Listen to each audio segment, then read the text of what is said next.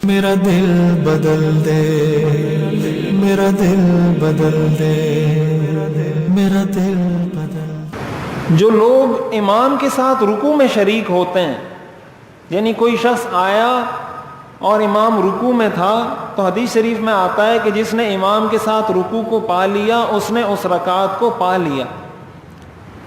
تو اگر امام رکوع میں تھا اور وہ آ کر نماز میں شامل ہو گیا، تو امام کے ساتھ رکوع میں شامل ہونے کا طریقہ یہ ہے کہ انسان پہلے اللہ اکبر کہہ کر ہاتھ باندھے، یہ تکبیر تحریمہ ہے۔ اس کے بعد دوسری تکبیر کہے گا رکوع کی، ایک تکبیر اللہ اکبر یہ فرض ہے۔ اس کے بعد تکبیر انتقال، جو میں نے کل جس کے بارے میں تفصیل سے عرض کیا تھا کہ رکوع میں جانے کی تکبیر کہے گا، اور اس طریقے سے وہ نماز میں امام کے ساتھ شامل ہو جائے گا۔ تو اگر اس کے رکوع میں، جس وقت وہ رکوع میں گیا ہے اس وقت امام بھی رکوع میں تھا، تب تو اس کو یہ رکوع مل گیا، رکوع ملا تو رکعت مل گئی۔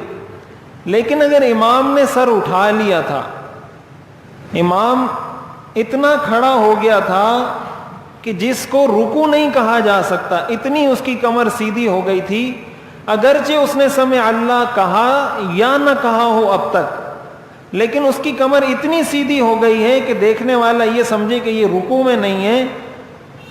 ایسی صورت میں اگر کوئی اللہ اکبر کہہ کر رکوع میں شامل ہو جاتا ہے تو اس کو رکوع نہیں ملا۔ جب رکوع نہیں ملا تو رکعت بھی نہیں ملی، رکعت نہیں ملی تو بعد میں اس رکعت کو امام کے سلام پھیرنے کے بعد پورا کرے گا۔ ہمارے ہاں بعض لوگ اس چیز میں بہت جلدی کرتے ہیں، وضو کیا وہاں سے بھاگتے بھاگتے آئے، آستینیں بھی چڑھائی ہوئی ہیں اور اسی طرح اللہ اکبر کہہ کے رکوع میں چلے جاتے ہیں۔ پہلی بات تو یہ یاد رکھنی چاہیے کہ آستینیں چڑھا کر نماز پڑھنا یہ ویسے ہی مکروہ ہے، حضور علیہ الصلوۃ والسلام نے اس سے منع فرمایا ہے۔ اور دوسری بات یہ کہ اپنے آپ کو شک میں ڈال دیتے ہیں، اور شک میں ڈلنے کے بعد اپنے دل کو مطمئن کرتے ہیں کہ بس مل گیا ہوگا، رکوع مل گیا ہوگا، بس ایک تصور کر لیتے ہیں کہ مل گیا ہوگا، اور وہ رکعت بعد میں نہیں پڑھتے۔ ظاہر ہے جب رکعت بعد میں نہیں پڑھی تو نماز نہیں ہوئی اس کی۔ ظہر کی رکعتیں 4 ہیں، اس نے 3 پڑھی ہیں، تو ظہر کی نماز کہاں سے ہوئی؟ مغرب کی نمازیں 3 ہیں، اس نے 2 پڑھی ہیں، تو مغرب کی نماز کہاں سے ہوئی؟ فجر کی رکعتیں 2 ہیں، اس نے 1 پڑھی، تو فجر کی نماز کہاں سے ہوئی؟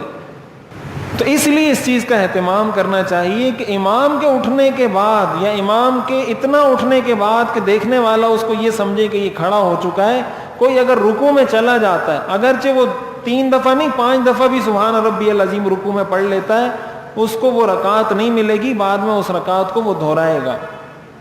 میرا غفلت میں ڈوبا دل بدل دے،